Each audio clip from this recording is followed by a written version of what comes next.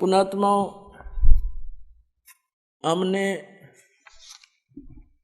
इस परमेश्वर का ज्ञान न होने से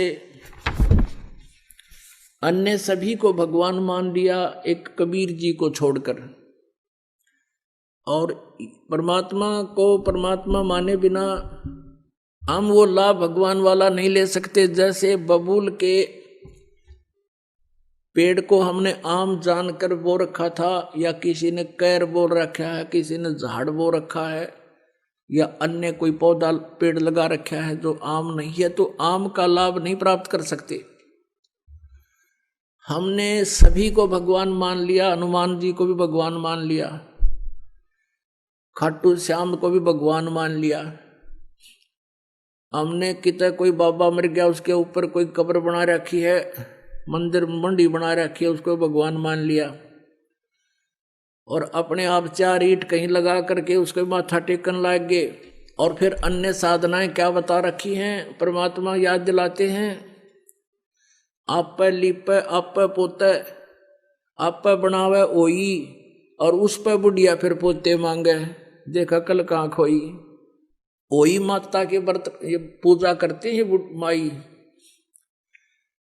एक आप पे बनाओगे, औरत की शकल सी बना लेंगे, आजकल तो बड़ी बनाए चित्र ले आवे कहते थे, पहले आप पे बनाया करते नो, चित्र से बना के औरत की घाघरा परा देते और उसको हाथ लगा देते नो, बूढ़े बूढ़े हैं। और उसके सामने फिर बुढ़िया हाथ जोड़ कर नो कहे, ए हुई माता मैंने पोता जी ये मेरे घर में छोकरा ही है, नो कहा आप पे लिपे, आप पे पोते, उस स्थान को मड प्लास्टर से लिपया करती, और आप पे बनाई हुई वह माता भी आप पे कंस्ट्रक्ट करी, और फिर उस पर अपने बढ़ाई हुई बहनों का तो मेरी सुरक्षा करिए, उसमें पोते मांगे। नो क्या कल कहाँ से खोई। परमात्मा कहते हैं जाटी पूजे, पीपल पूजे, और सिर तुलसा के हो, और दूध पूत में खैर राखिए, नो पूजू हो तो ओ तेरा गजब भैया। नो क्या दंडी पूजे, पीपल पूजे, और तुलसी ने पूजे, और इनका आगे हाथ जोड़ कर नो के हमारे दूध और पूत की सुरक्षा करिए हो, या अपनी सुरक्षा तो कर लियो, ये पीपल और ये तुलसा इन बकरा खा जा। तो परमात्मा कहे हमने ये भी भगवान मान लिए, और भगवान को भगवान मानना नहीं है, तेरा गजब भैया। अब परमेश्वर कबीर जी हमें याद दिलाते हैं। अब जैसे कि आपको रात्रि के समय सत्संग सुनाया था, उसमें बताया था कि वो परमात्मा सतलोक से चलकर आता है, गति कर कर आता है, वो तीसरे लोक में रहता है, ऊपर मुक्ति धाम में, सतलोक में। एक तो ये काल का लोक है, 21 ब्रह्मांड का अक्षेत्र है, और इसको सरपुरुष भी कहते हैं, इसको ब्रह्म भी कहते हैं, जो श्री ब्रह्मा, श्री विष्णु, श्री शिव जी के पूज्य पिताजी है। और दूसरा लोक कहा जाता है सात संग ब्रह्मांड का क्षेत्र है, जो अक्षर पुरुष का है, परब्रह्म का है, जो गीता जी अध्याय नंबर 15 के श्लोक नंबर 16 में 2 सरपुरुष और अक्षर पुरुष 2 प्रभु बताए हैं। और 17वें में कहा कि उत्तम पुरुष है तो अन्य, वो वास्तव में श्रेष्ठ पुरुष यानी परमात्मा तो इन दोनों से कोई और है। तो वो उस तीसरे लोक में सतलोक में रहता है, वहां से गति करके बिजली जैसी गति से यानी सेकंड के अंदर यहां आ जाता है। नानक साहब जी कहते हैं नीच जात परदेसी मेरा, छन आवे छन जावे बे, कि 1 सेकंड में पृथ्वी पर, 1 सेकंड में सतलोक में देखता हूं उसको। नीच जात जिसको तुम धानक कहते हो, वो पूर्ण परमात्मा है, वो परदेसी। तो वहां से वो सचखंड से गति करके आता है, अपनी प्यारी आत्माओं को मिलते हैं, और फिर उनको तत्व ज्ञान से परिचित कराते हैं। इसी अपनी महिमा के अनुसार, अपने गुणों के आधार से, जिसके विषय में सदग्रंथ बताते हैं, तो परमात्मा आदरणीय गरीबदास साहिब जी को मिले थे, गांव छुडानी, जिला जज्जर, हरियाणा के अंदर। और उस अच्छी आत्मा को, उस नेक आत्मा को, जिन जैसी अच्छी आत्माओं को वो मिलते हैं, वेद में ये भी प्रमाण दिया है कि जैसे आकाशीय बिजली किसी विशेष धातु पर ही गिरती है, अन्य स्थानों पर नहीं, तो ऐसे ही वो परमात्मा उन अच्छी आत्माओं पर ही अट्रैक्ट होते हैं। हमारे जैसे अड़ंगान वो क्या करेंगे, वो आकर के जो सुनबीले और माना नहीं, जैसे 64 लाख शेष हो गए थे परमेश्वर कबीर जी के, जब वो परमात्मा बनारस में रहते थे एक दानक रूप में। 64 लाख शेष जिनको इतने सुख दे दिए थे वो सोच भी नहीं सकते थे। इस मालिक की कृपा से उनको नाम जाप से इतना लाभ हुआ था। और फिर परमात्मा ने एक परीक्षा की थी कि भगवान को कैसे पहचाना इन्होंने, केवल सुखों से ही वो भगवान मान रहे हैं या कुछ मेरे से परिचित भी हैं। तो सभी भाग गए थे हम छोड़कर भगवान को। वो सुनाएंगे कथा भी समय आने पर। वो परमेश्वर गरीबदास साहिब जी को मिले थे, उस अच्छी आत्मा को। और फिर वो 10 वर्ष के थे उस समय। गरीबदास साहिब जी किसान परिवार में जन्म था, जाट परिवार में गरीबदास जी का। 10 वर्ष के बालक अपने ही खेतों में गौएं चरा रहे थे, वहाँ गवाले बनकर गए हुए थे। वहाँ से परमात्मा उनकी आत्मा को सचखंड लेकर गए थे। वो बच्चा मृत हो गया था, शरीर उसका निढाल हो गए थे। गांव वाले गांव में ले आए थे, उसको अंतिम संस्कार करने की तैयारी कर रहे थे। 5-6 घंटे लग गए थे इस प्रोसेस में। परमात्मा उस आत्मा को ऊपर लेकर गए, गरीबदास जी की आत्मा को। ब्रह्मा का लोक देखा, विष्णु का लोक, शिव जी का लोक, धर्मराज का लोक, फिर सब दुर्गा का लोक, ब्रह्मलोक। और ये जहाँ ये काल 1 लाख जीवों को खाता है वो स्थान दिखाया। फिर सचखंड में लेकर गए, वहाँ परमात्मा ने अपना वास्तविक रूप दिखाया। और फिर उस प्यारी आत्मा को वापस छोड़ दिया। फिर उस गरीबदास साहिब जी ने उस परमात्मा की महिमा का एफिडेविट दिया। अमृतवाणी में वो बोला, परमात्मा ने वो ज्ञान फीड कर दिया गरीबदास जी की अंतःकरण में। अब जैसा कि आपने सुना कि उस परमेश्वर ने कैसे कैसे चमत्कार करके दिखाए जो भगवान किया करते हैं, लेकिन हम फिर भी उनको परमात्मा नहीं मान सके, नहीं उनको परमात्मा स्वीकार किया, जिस कारण से हम भटक रहे हैं। वो परमात्मा यहाँ ज्ञान देने के उद्देश्य से आते हैं और वो क्या बताते हैं कि तुम हिंदू और मुसलमान दो नहीं हो, सिख और ईसाई ये भिन्न नहीं हो, तुम मेरे बच्चे हो। आप मुझे पाने के लिए ही विभाजित हो चुके हो। आज मैं तुम्हारे समक्ष खड़ा हूँ, मैं तुम्हारा भगवान हूँ, तुम मेरे बच्चे हो, मैं तुम्हारा पिता हूँ। लेकिन इन काल के दूतों के द्वारा हम इतने भ्रमित कर दिए जाते हैं, हम परमात्मा को साक्षात खड़े को भी नहीं पहचान पाते, हम इतने अबोध बन जाते हैं। अब क्या बताते हैं भगवान कबीर परमेश्वर जी, मैं रोवत हूँ सृष्टि को, ये सृष्टि रोवे मोहे। कह कबीर हमरे वियोग को, समझ न सकता कोई। गोता मारूं स्वर्ग में, जा बैठूं पाताले। कह कबीर ढूंढता फिरूं मैं अपने हीरे मोती लाल। तुम हीरे और मोती लाल हो उस परमात्मा के पुण्यात्माओं। आप जी को ढूंढ रहे हैं परमेश्वर। अब जैसे ये ज्ञान गंगा नामक पुस्तक आप तक पहुंचाई परमात्मा ने, और आप उसको पढ़कर आप खींचे आ रहे हो, क्योंकि ये दास जो है उस कबीर परमात्मा का एक समझो जैसे कबाड़िए होते हैं ना, कबाड़िए, और वो अपने दिहाड़ी पर नौकर छोड़ देते हैं कि भी ये ले जाओ चुंबक।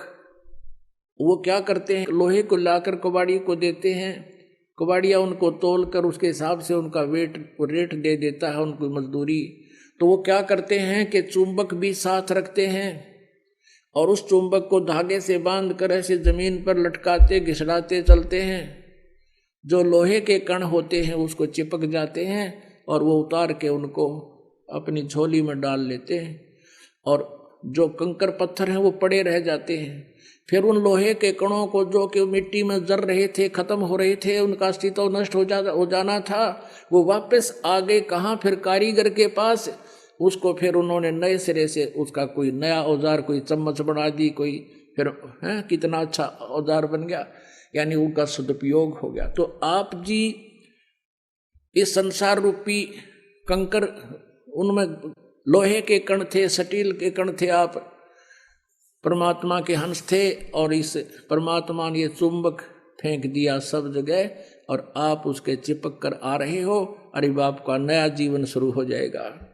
तो गरीबदास साहिब जी ने परमात्मा से परिचित होने के उपरांत प्रभु की महिमा का एक कलम तोड़ विवरण किया है। कबीर परमेश्वर की महिमा बताते हुए गरीबदास जी कह रहे हैं कि वो किस प्रकार हमें समझाया करते थे। हिंदू और मुसलमानों को समझाया करते थे कि तुम साधनाएं गलत कर रहे हो।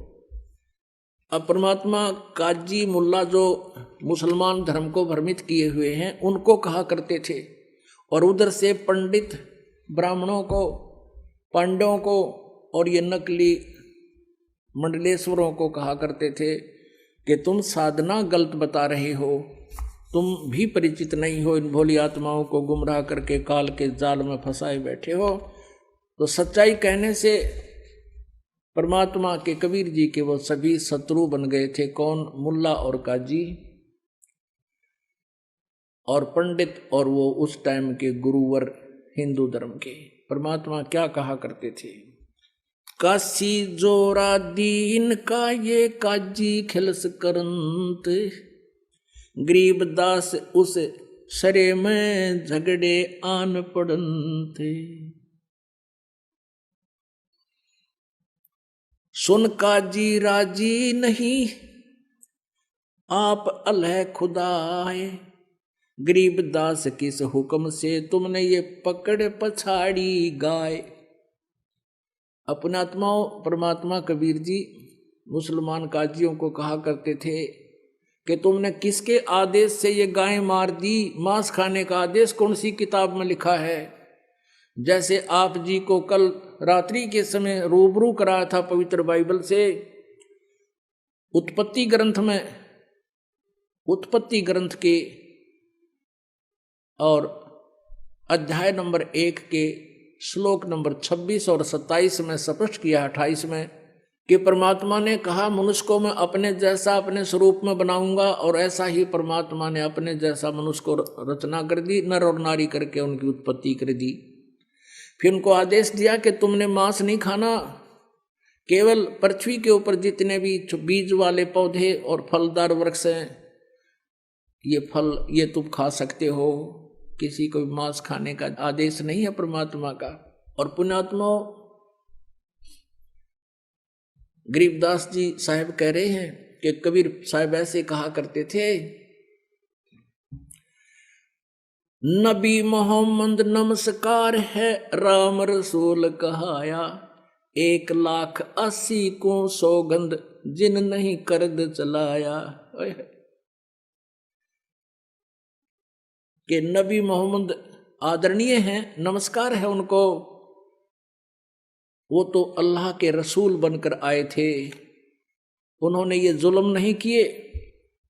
नबी मोहम्मद नमस्कार है राम रसूल कहाया।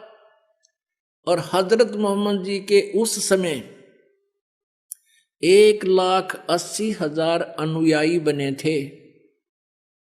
कहते हैं 1,80,000 को सौगंध जिन नहीं कर्ज चलाया। कसम है उन महापुरुषों की कि उन्होंने ऐसा जुल्म नहीं किया जो तुम करवा रहे हो और कर रहे हो। अपने आत्माओं मुसलमान धर्म को लगभग 1400 वर्ष हो गए। इसमें तो बुराई घर कर जाना कोई बड़ी बात नहीं।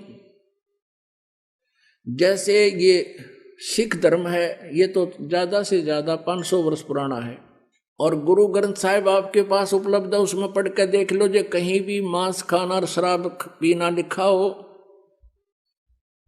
और ये कमावे सिख और बड़े बकरे और पियो दारू। अब से पहले इतनी बुराई करगी इस पवित्र धर्म के अंदर, तो वो तो 1400 वर्ष पुराना हो गया। और यदि ये इस बुराई का अंत नहीं हुआ और 800 वर्ष के बाद सिख धर्म के आने वाले उस ग्रुप में ये कहने लग जाएंगे हमारे गुरु जी भी ऐसे खांदे पींदे सी, ये उनकी अपनी भूल है, वो महापुरुषों ने कभी छुआ तक नहीं था। तो यहाँ क्या बताते हैं, नबी मोहम्मद नमस्कार है राम रसूल कहाया, 1,80,000 को सौगंध जिन नहीं कर चलाया। फिर क्या बताते हैं, अरस कुरस पर अलह तकत है। होय होय, अरस कुरस पर, अरस माने आसमान के, कुरस माने अंतिम छोर पे। अरस कुरस पर अल्लाह तकत है और खालिक बिन नहीं खाली, वो पैगंबर पाक पुरुष थे साहिब के अब्दाली। क्या बताते हैं कि उस परमेश्वर का, कबीर भगवान का, अल्लाह अकबर का अरस कुरस पर अल्लाह तकत है। अधर दुलीचे पड़े गुरुवन के, यानी अधर माने ऊपर, दलीचा माने वो बैठन का था स्थान, उसको हम सिंहासन भी कह देते हैं, तकत भी कह देते हैं। तो कहते हैं अरस कुरस पर अल्लाह तकत है, और खालिक माने परमात्मा के बिना कण भी खाली नहीं है, यानी उसकी दृष्टि से कोई जीव बाहर नहीं है। और वो पैगंबर पाक पुरुष थे जो 1,80,000 हजरत मोहम्मद पैगंबर जी के अनुयायी हुए, और अन्य जितने भी ईसा जी, मूसा जी, जितने महापुरुष हुए, कहते वो तो पवित्र आत्माएं थी, वैसा जुल्म नहीं करते थे जैसा तुम कर और करवा रहे हो। अरस कुरस पर अल्लाह तकत है, खालिक बिन नहीं खाली, वो पैगंबर पाक पुरुष थे साहिब के अब्दाली।